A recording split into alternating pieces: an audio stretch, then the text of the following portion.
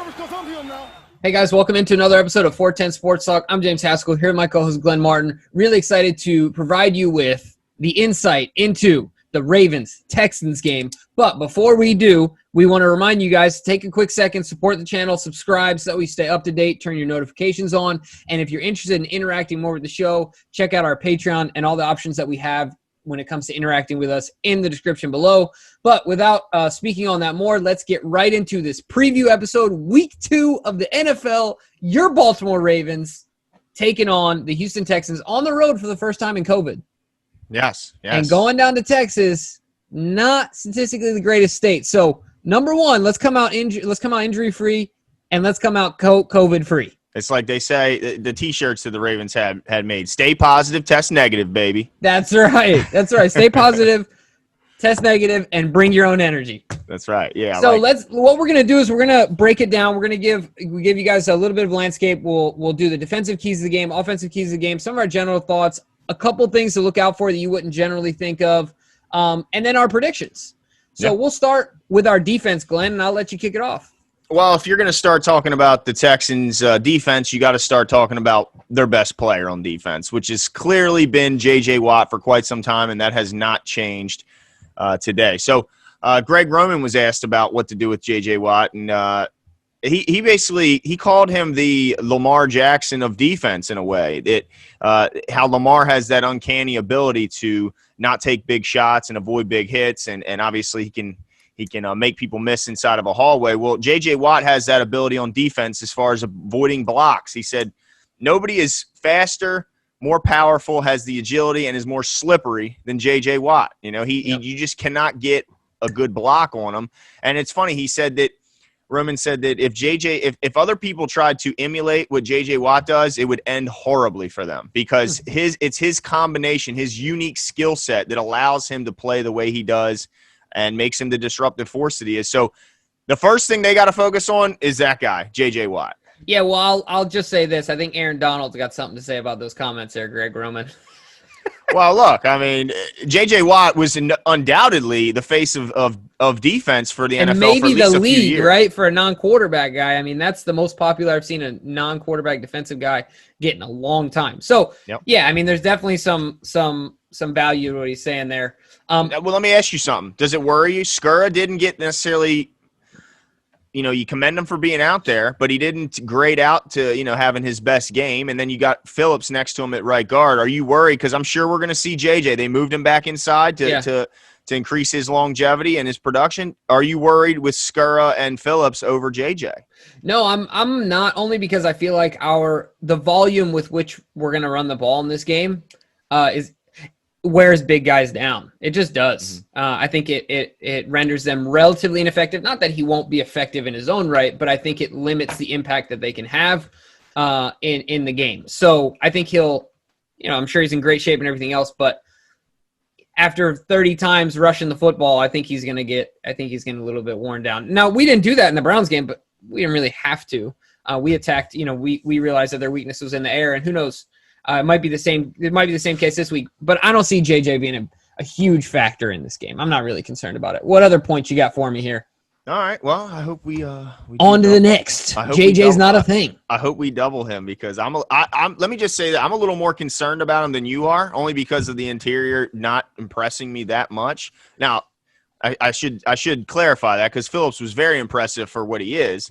But going up against JJ. Yeah, exactly. You're talking about a different type of animal here. But with JJ, I guess we can hope for the same result Aaron Donald got when we played the Rams last year, which was really didn't hear his name much because Roman attacked him and made sure he was double teamed on virtually. And I expect that I don't see him being left one-on-one with any of those interior guys. I will say, sorry, before you move on though, and I mentioned this last year, Skura I don't even know if it reflects on his weight, but he just looks bigger to me. He looks a little bit fuller to me, which can help because he's a lighter guy as far as an offensive lineman goes, and I commend him for serious discipline to be able to come back, start week 1. Incredible. Yeah, no doubt. All right, so other side of the ball, we have to worry about a couple fast guys out there. I mean, they got rid of Hopkins. Yeah, everyone knows that, but there's not like there's a bunch of scrubs on the outside for Houston. We're talking about Brandon Cooks and Will Fuller, who, when healthy, those are two guys that we had James on from the Houston. What was the Houston Unfiltered? Unfiltered. Yep. James Carlson. Yeah. And he described Fuller as, when healthy, a number one wide receiver. And now we know about Cooks, 4 straight 1,000-yard seasons. So these guys are no scrubs. Now they're not DeAndre Hopkins, top 3 receiver in the league, but they are a big play waiting to happen, and that's what scares me, because to me, the only way the Texans stay in this ball game is by big plays, quick scores, and can try to force the Ravens out of their natural game plan. So, yeah, what makes you like? Are you nervous? Are you confident? That is what corners. I am. Now that is what I am most. If I'm nervous about anything in this game, it is that for a couple reasons. One, we're going to be on the road for the first time. I worry about mental lapses. You know what I mean? With a change in routine, we're going on the road, feeling ourselves a little bit. I know that the Ravens do a good job at staying locked in, but if there's one knock on Marlon coming out from the draft, it's his ability to track the deep ball. Mm-hmm. So look, I believe in Marlon. Obviously, you believe in Marlon. But the other thing too is that we saw Deshaun play well coming downhill. These long balls and these big plays, it's different when you don't have a guy like Earl back there. No doubt. Right? It's definitely different. And I think it's fair to say that Fuller and Cooks might be the fastest, if not top 2, maybe behind the Chiefs, when you're talking about a 1-2 combination. I'm not saying best, but you're talking about pure speed. Yeah. These guys can fly, right? Mm-hmm. So that does make me much more concerned than anything else that's going to happen in this game, because if he holds it back there 5-6 seconds, he finds a way to escape and he just chucks it. It is a little nerve-wracking. So I am concerned about that. And, you can even add – look, I'm going to say this. Their wide receivers should be pissed off this week, period. Oh, yeah. Something to prove. Right. All people have been talking about is Hopkins is gone. All season, yeah. Right. And you got to throw Randall Cobb in there. Those are 3 more than serviceable players, right, that have egos and have done things in the NFL. So they got to show up this week, right? They don't want to go down 0-2. And if anyone knows about an underrated or overlooked receiving corps, it should be Ravens fans, because we know on the outside looking in that we don't get a lot of respect for the receiving corps here in Baltimore, but true Ravens fans know the talent and potential that we do have, and I think Houston fans feel the same way about their receiving corps. Yeah, absolutely. So are you as concerned as I am? Yeah, I think that's the only I we'll get into some of this later, but I think that's the only chance they have of staying in this game. Is by hitting those deep plays. So I think they'll take tons of shots. And this is a team that's desperate. This is a team that knew going into this season that this is going to be a tough start. They're taking on the Chiefs, led by Pat Mahomes, and, of course, now the Ravens, led by Lamar. And I don't think you get a tougher 1-2 start of a season than those two. So they probably looked at it as like, look, if we can just split them. I mean, look, it's not the end of the world. You go to 0-2 to those teams, but they're probably hoping for a split. Well, they already lost game 1, so their only chance for a split is going to be here in week 2. So I think this is a team that plays with desperation. And, look, they don't want to be down in the hole, even though their division isn't necessarily running away from them. They don't want to be down in an 0-2 hole, no doubt. Right. No, certainly. Now, the other thing I want to talk to when it comes to our defensive keys of the game is the need to blitz the quarterback, make sure Watson doesn't get comfortable in the pocket. Right now, we know he does. He probably plays his best football when he's ad-libbing, right? When he's making up things on the fly. But something that you noted, I think, is definitely important in this game is that Deshaun Watson had a 26.8 passer rating against the blitz last week. Yeah. So you said it. Do we do, right? That's it. Do what you do and send the house. I mean, that's Wink was known to do that last year, and it doesn't look like it's changed this year. So, I expect them to send the kitchen sink. Now, we remember there was quite a few times where, although Baker and the Browns put up only 6 points, or was it 6? I think it was. Yeah, 6 points. There were still times where Baker had a lot of time in that pocket, and he was able to get quite comfortable. I don't want to see Deshaun with that same kind of time, because they talked about John Harbaugh talked about it. Nobody holds the ball longer than Deshaun Watson. And the reason he does that is for those big play opportunities for the wide receivers to uncover from defensive backs. You can only guard a wide receiver so long as a defensive back. I mean, it's just hard. They know where they're going. You don't. So it's just hard to cover a guy for 5+ seconds. So that's why Deshaun does. We're used to seeing that from Big Ben for all these years. So You can't let him be comfortable. You gotta hit him. You don't just blitz. You got to get home, because we saw there was times they blitzed last week, and that offensive line picked it up. Now, I think that their offensive line in Cleveland is going to end up being a little bit better than Houston. Houston's good on the left side, but pretty weak on the right. So let's see them attack that right side and get Watson off his spot. Right. Now, what about as far as us stopping the run? Now, I was doing some research, and, of course, we gave up 5.1 per run last week against the Browns. Now, it didn't really feel that way. It was a dominating performance by us from pretty much from start to finish. Yeah. But making sure David Johnson doesn't get off to a good start seems to be another key to me. Is that something else you're honing in on as well, based on the fact that we gave up 5 a pop? Yeah, I think you always try and make every team one-dimensional. Yeah. So that won't change this week. I'll say this, though. I think that the Browns have a far better running attack, and it's not even close. They probably have the best 1-2 punch in the entire league in their backfield, and they got some maulers up front to run block. So, I think it is a key, but I don't think it will be it won't be close to the task that it was last week stopping those Browns. Yeah, no, that's a good point. I tell you what, I firmly believed after our game that it was good Ravens, bad Browns.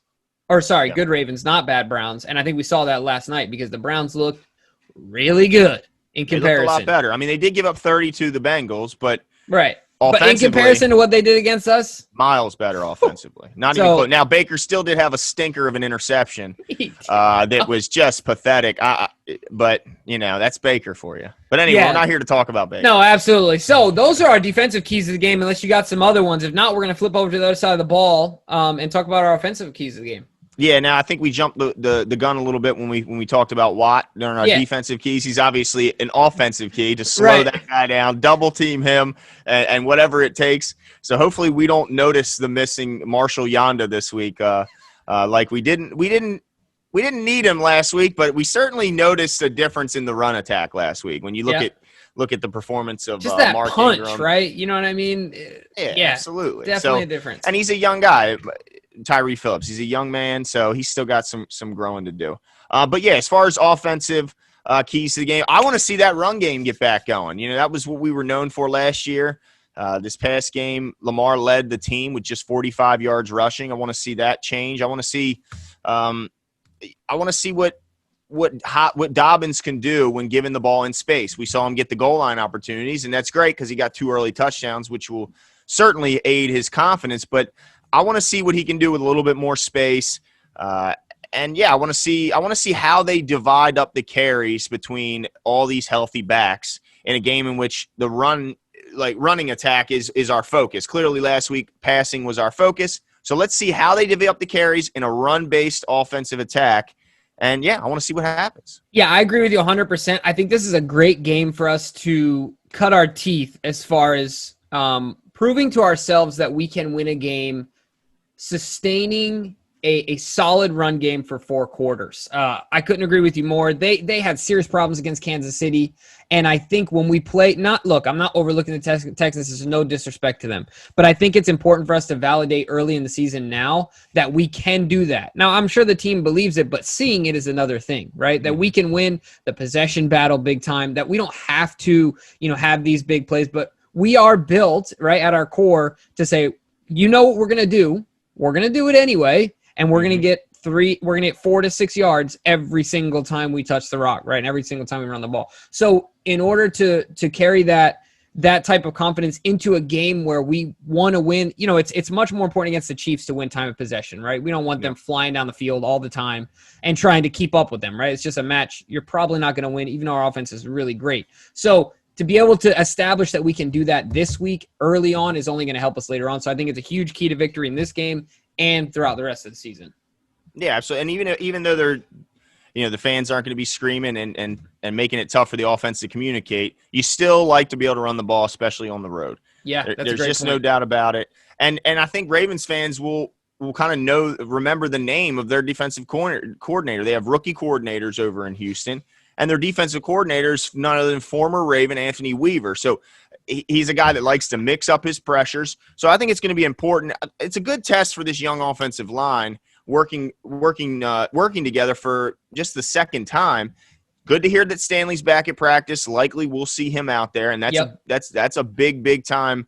If Fluker in there, it's great that we have a vet, but he's no Stanley, so it's going to be big to have him back. And I want to see how they handle the stunts, all the different looks that Anthony Weaver is going to hit them, because they just haven't had a lot of time to work together. So it'll be a good stepping stone. But look, we can try and act like this is we've done, I think, a pretty good job trying to act like this is a game that we're, it's hard to find reasons to be worried about the Houston Texans. When you look at last season's matchup, when you look at their week 1 performance against Kansas City, giving up all those rushing yards to the rookie running back, losing DJ Reader, losing DeAndre Hopkins, it's really hard to see a scenario in which the Ravens struggle, and certainly in which one that they lose. Yeah, no, I'm with you 100%. You know what really validated that for me? James Carlson, of course, and you guys go check out that episode. James, as Glenn mentions, from Texans Unfiltered podcast, and we had him on the show, but he seemed to be a very objective fan, right? Like, very objective. He was actually trying to be as positive as he could. Yeah, and he said that's kind of what they found their niche was, that like they want to be a positive voice for the Houston Texans. But even he was like, I don't really see any opportunity for us to win this game. But any given Sunday, number one, all these guys are professionals. And like you said, those big plays, it only takes 2 or 3 of them. Cooks catches an 80-yarder or something, or takes it, catches a 40-yarder and takes another 40.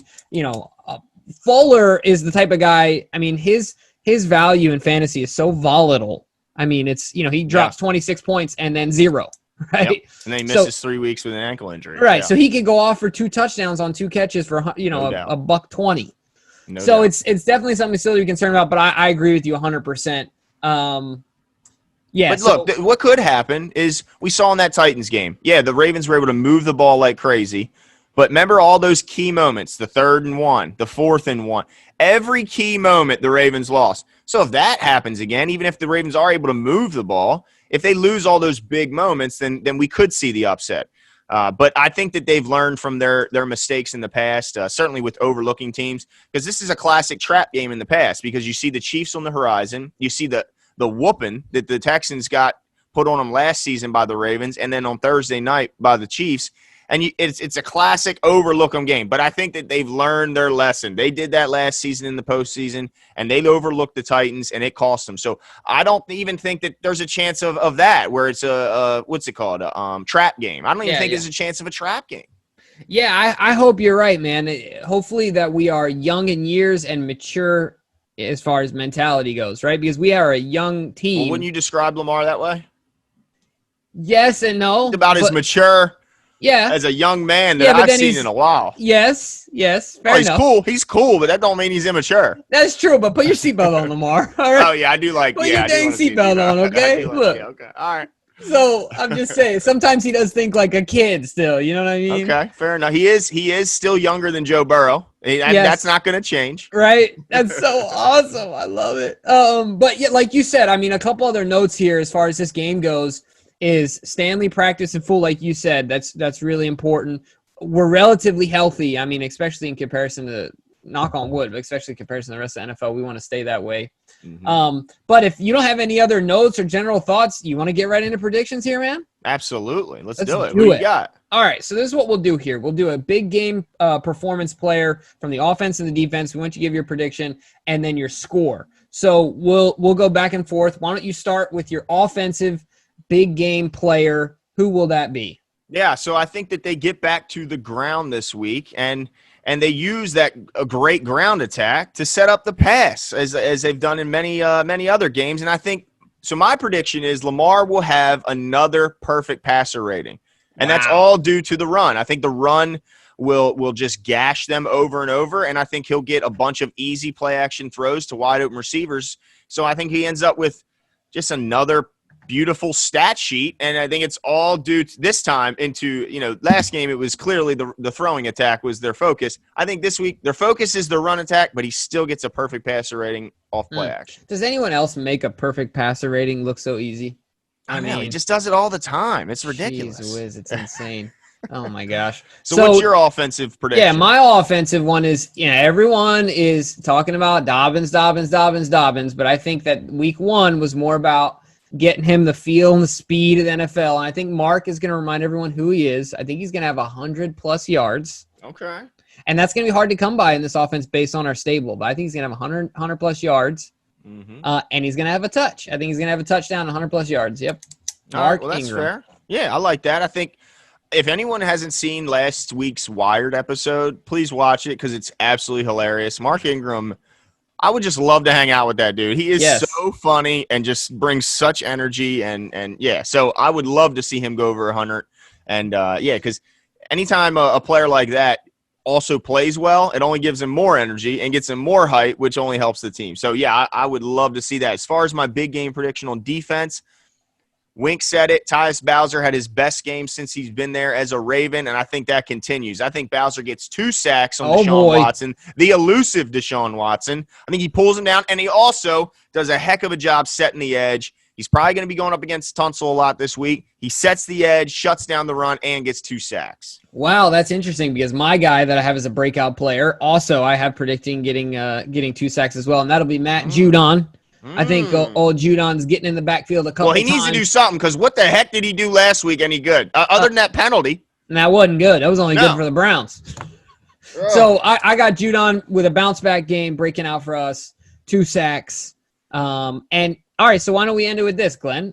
Mm-hmm. What's your score on this game there, buckaroo? Oh, it's a beatdown. 38-10 Ravens. Wow. And it doesn't even feel that close. I think they get an early score on their scripted drives, first or second drive. They might get a field goal, and then they get a late stinker of a touchdown. But other than that, it's a beatdown. Wow. All right, so I'm going 34-17. Also convincing win, not quite as much of a beatdown as what you mentioned, but I think there'll be a touchdown in trash time at the end of the game. So, yeah, 34-17. The last thing I want to do before we end here is I believe that there will be a turnover via interception in this game. If you are under that same assumption, who is getting that interception off the top? My leader, as I predicted before the season, continues to stack good games and interceptions. Marlon Humphrey gets another one. He's going to be 2 for 2. And, so who you got? I got a feeling about this one, dude. I'm going with Crunchy Peanut Butter himself, Malik Harrison. I got a feeling that he's going to get a tip. We almost helped Chuck Clark get one. Yeah. Chuck just – I mean, it hit him dead in his chest. I mean, it was frustrating, but yeah. Yeah. So I'm going with Malik Harrison on this one. I think he gets one, man. Come on, man. You're trying to go out on a limb. You're trying to make me look like I took the safe pick by taking Marlon, and you're trying to go out on a limb. It was either him or Marcus Peters, so I had to go really safe or out on a limb. Hey, I wouldn't be surprised if the Joker gets his hands on one. He's always around the ball. And look, he's got to prove that he can cover the ball. He proved he can come up and pop. He's going to have to this week. Yeah, I think so. I think you're right. I think they're at least going to test him. Yep. Yeah, absolutely. So let us know what your guys' thoughts are. What is your prediction for the game? Leave your comments and predictions in the comment section below. Like I mentioned at the beginning, go ahead and hit the subscribe button. But also, guys, as the season is playing on, we have a lot of videos going. Every week we do a weekly pick'em competition. And then on top of that, we try and bring in a guest every week. So go back and look at the James Carlson video from Texans Unfiltered podcast. Go back and look at our week 2. Give your predictions in those as well. Check out our Patreon link below, and we'll talk to you guys soon. See you.